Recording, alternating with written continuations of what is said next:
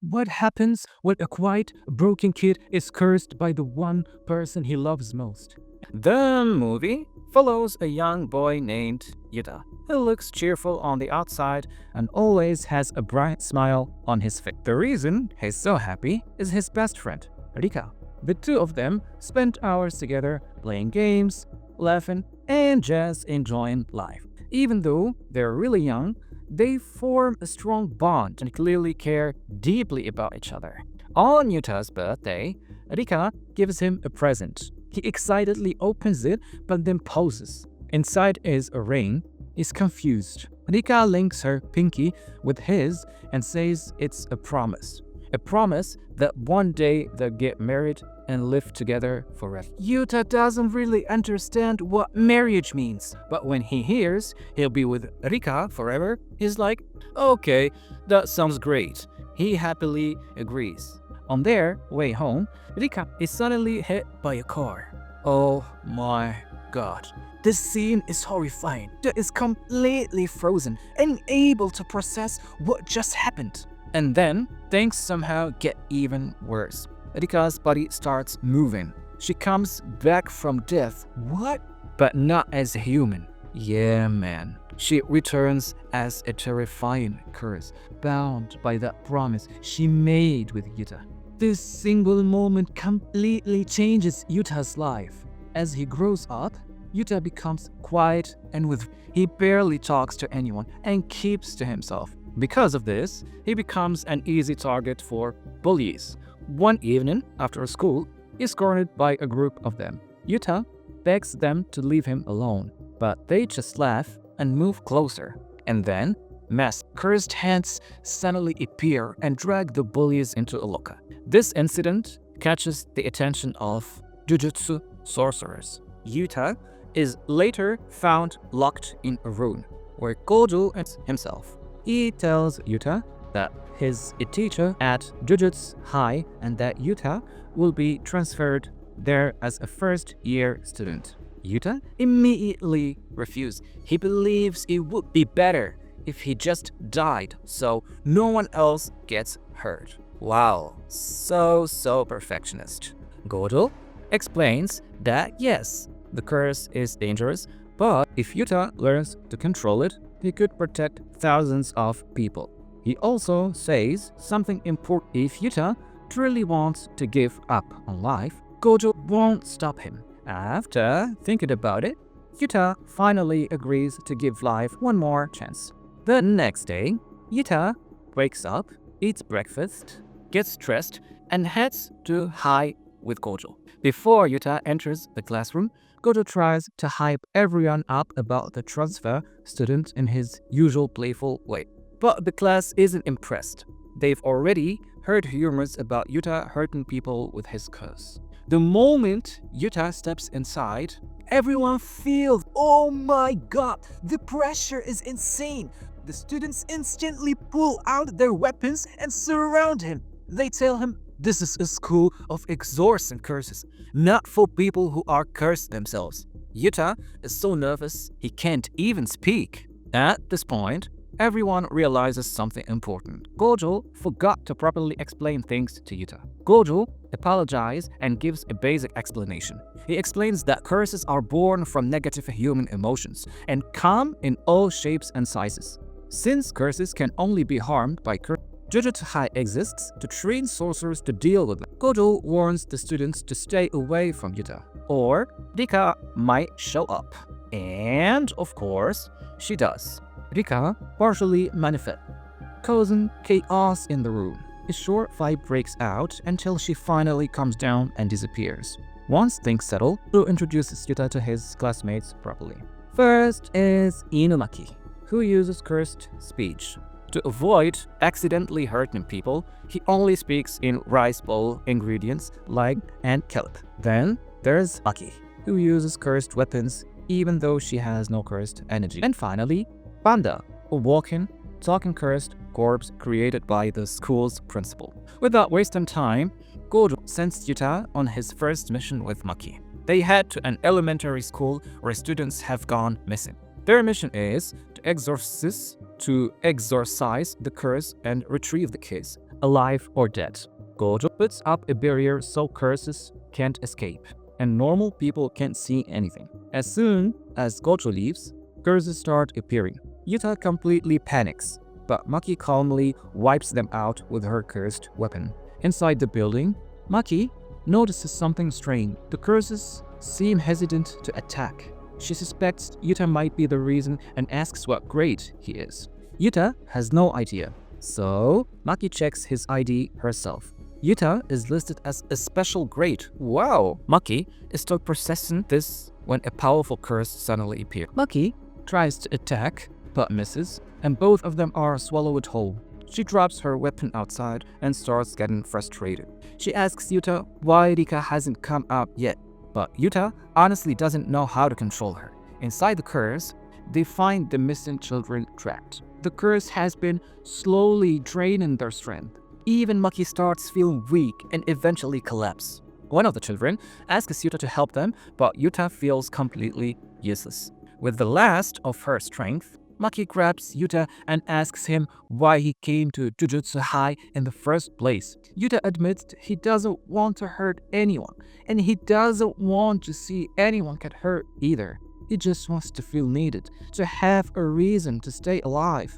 Before passing out, Maki tells him that if he exorcises this curse, people will need him. That's when something finally clicks. Yuta gathers his courage, puts on the ring, and calls out to Rika. Finally, Rika fully manifests. The Queen of Curses completely destroys the enemy while Yuta carries the children and Maki to safety. Outside, Goto watches everything and is honestly impressed. Even he's surprised by how terrifying Rika's power is. Later, everyone recovers at the hospital. While waiting outside, Yuta sees a young boy and remembers the first time he met Rika. Even after 6 years, he hasn't forgotten their promise. He decides that one day he'll break the curse and free her. Back at school, a mysterious person picks up Yuta's dropped ID card, revealing that he was the one who released the curse in the first place. The next day, the higher authorities scold Gojo for letting Rika go wild. They warn that her power could destroy an entire city.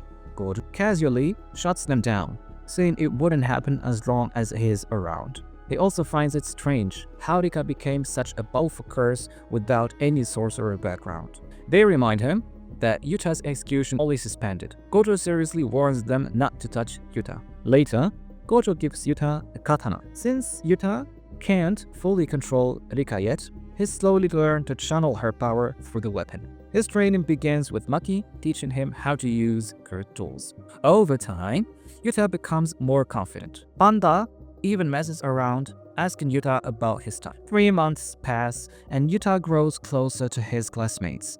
After the training session, Inumaki receives a special mission. Among all the first-year students, he's the only grade 2 sorcerer, which means he's strong enough to take missions on his own. To make sure Yuta learns more about Kurt's speech techniques, Gojo sends him along as well.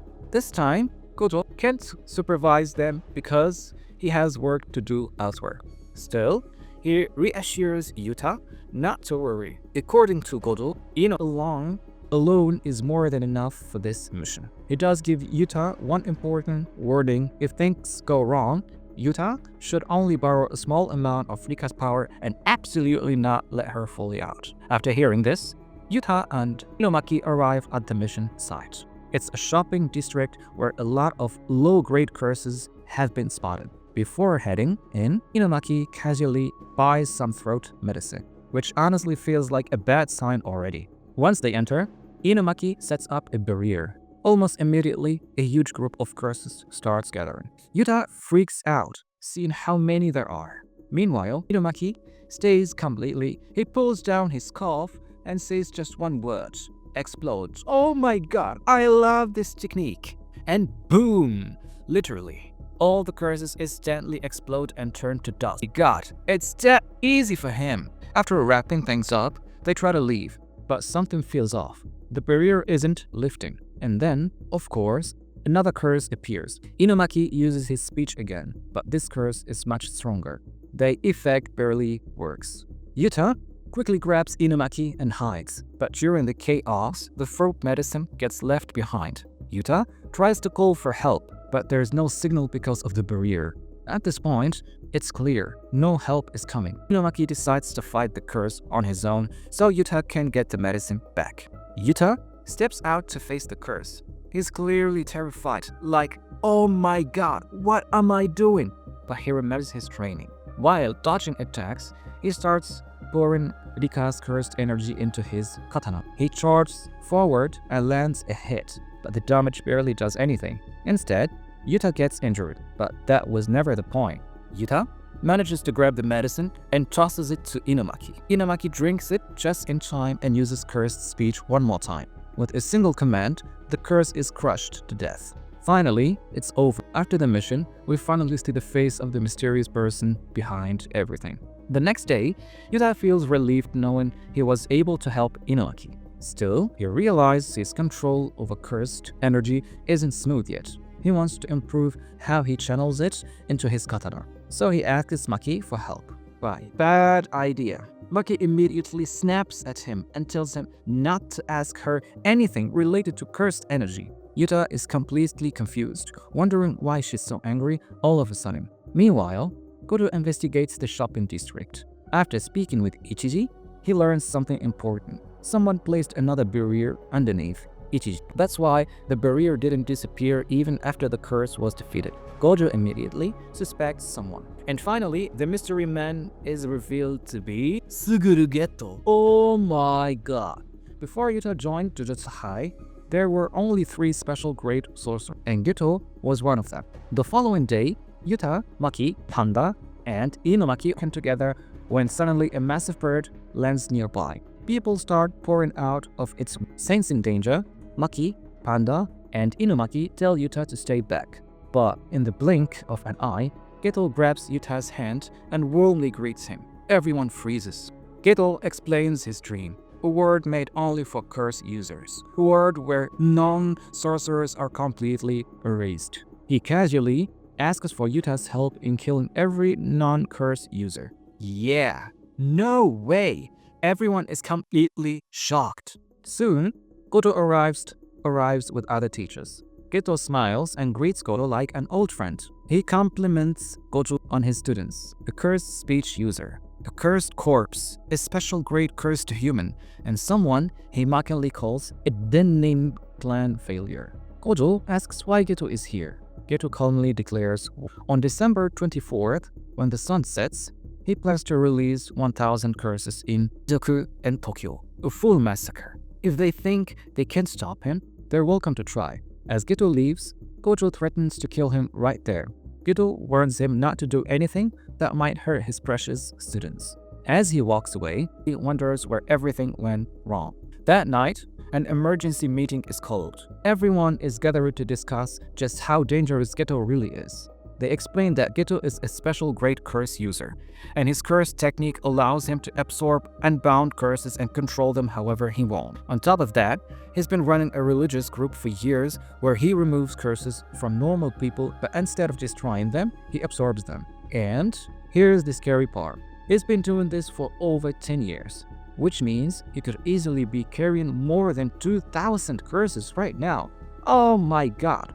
As the December 24th approaches, Geto prepares for the attack. He knows something important. His chances of actually winning against Jujutsu High are basically 0%. That's not his real plan.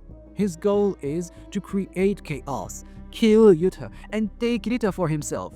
You mother. Geto is confident because he knows something most people don't. His cursed technique isn't just about absorbing free curses. If he kills the host of a curse, he can absorb that curse too. And since Yuta is so dangerous, the school will most likely keep him inside Jujutsu High instead of sending him to the battlefield. Just like Yuta predicted, while everyone else prepares for battle, Yuta stays behind at the school with Maki. At this point, Yuta finally gathers the courage to ask something that's been bothering him. He asks Maki why Geto earlier called her a failure.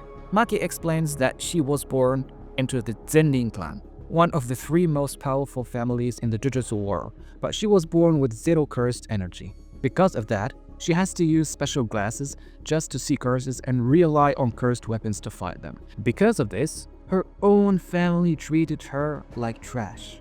Even her mother. Yeah, told her she wished she had never been born. Oh yeah, it's brutal. It's very, very brutal. Before anything else can happen, Geto arrives. He instantly takes out the guards like it's nothing. Seeing Maki, he shows clear disgust and attacks her.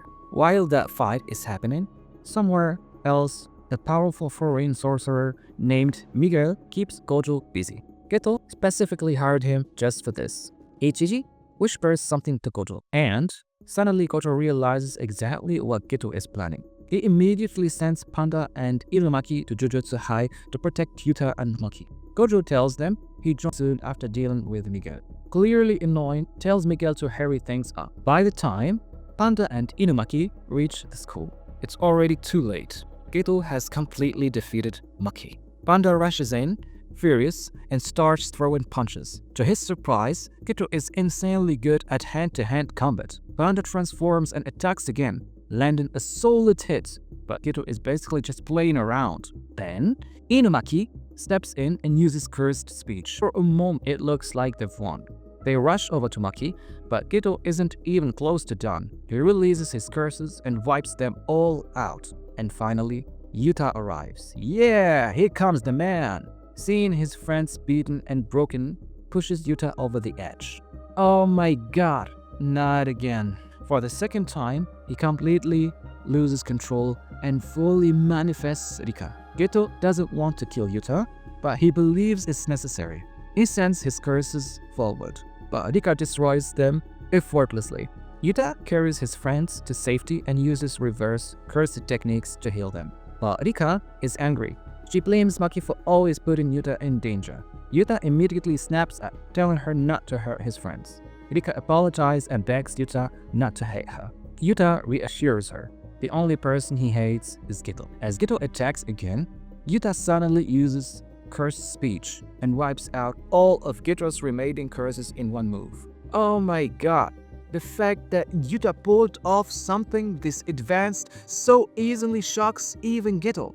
Instead of fear, feels excitement. He wants more of Rika's power. Meanwhile, Miguel is still keeping Gojo busy. The cursed rope he's using disrupts Gojo's abilities, forcing him into pure hand-to-hand combat. Back at school, Yuta and Rika charge at Geto together, but Geto's experience is overwhelming. Yuta pours too much cursed energy into his katana, and it breaks mid-fight. Still, he manages to land upon Geto didn't. Geto stands back up and realizes and releases a special great curse, then combines over 4,000 curses into one massive attack. At that moment, Yuta realizes something painful. He won't be able to free Rika from her curse and survive. To defeat Geto and save everyone, Yuta has to sacrifice himself. He thanks Rika for loving him and tells her he's returning all of her power. He offers his life to her, promising that once Geto is defeated, they finally be together forever. Just like they promised it as kids. Yuta kisses Rika. Wow, wow, wow. That's when Rika breaks all limits and releases her full power. The explosion is insane. A huge part of the school is destroyed instantly. Geto survives, barely, but when he looks up, he sees Gojo standing in front of him. At that point, he knows it's over. Geto calls Gojo cruel. He says God could have stopped everything earlier, but choose not to, knowing Yuta would unleash Rika's power after seeing his friends hurt. Gojo responds calmly. He trusted Geto, trusted that he would never kill young sorcerers without reason. Geto asks if his family escaped safely. Gojo says yes, but not without causing massive damage. Geto starts remembering the old days with Gojo and Sho. He hands Yuta's ID card back and says that no matter what anyone says, he does hate non-sorcerers. But he never hated the High. He believed he was protecting sorcerers and his own twisted way. Gojo says something quietly to him, and I wish that I know what he did whispered. Later, Yuta wakes up and relieved to see everyone alive. But then he says goodbye, explaining that in exchange for Rika's power, he offered his life. Finally, the impossible happens. Rika's curse breaks. She returns to her original form. Yuta arrives and explains the truth. After investigating their families, he discovered that Yuta is a descendant of a legendary sorcerer. Rika didn't curse Yuta. Yuta cursed Rika. When he witnessed her death, he couldn't accept it and unknowingly bound her soul. And since Yuta was the one who created the curse, offering himself canceled it completely. Yuta breaks down, blaming himself for everything that happened. Rika hugs him and thanks him. Even as a curse, she was happy spending those 6 years with him. But now, she tells him to live his life and not rush to meet her again. With that, Rika finally rests in peace. A few days later, while heading to training, Goto returns Yuta's ID card. Yuta thanks him, but Goto says it wasn't him who found it. It was his best friend, the only one he ever had. Before you close the video, please don't forget to subscribe and to ring the bell so you can see more videos. Thank you, and I see you again in another anime recap. And goodbye!